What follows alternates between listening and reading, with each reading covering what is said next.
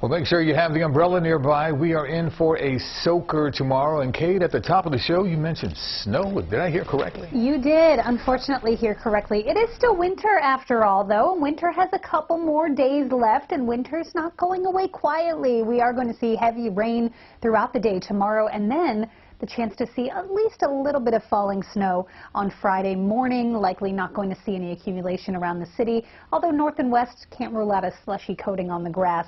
Just what we need, right, to finish out the season of winter. Tonight, it's dry for now. It's 46 degrees. The clouds have rolled on in, and as we head through the overnight hours, precipitation chances ramp up. By 5 a.m., about a 14% chance that it's raining. 7 a.m., it's up to 48%.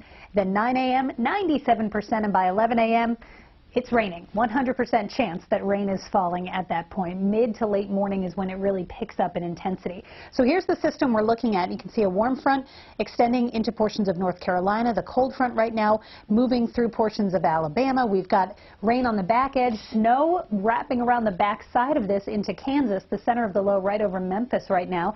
And it did produce severe weather and tornadoes across portions of the deep south earlier this evening. For us, it's mainly just rain. Showers start before daybreak, but then steady rain likely all day. Widespread 1 to 2 inches expected, and this will end the dry spell. Let it be known, we need this rain. It hasn't rained hardly at all in March. We had 0.14 inches on the very first day of the month. Since then, it's been dry. We're in a rain deficit of 1.68 inches this month. We may get almost exactly that tomorrow. Anywhere from 1.5 to 2 inches is likely here. So 43 tonight, cloudy, feeling a bit damp, but not overly chilly. Tomorrow, it's rain all day. It is a washout, 54 degrees, periods of rain, heavy at times.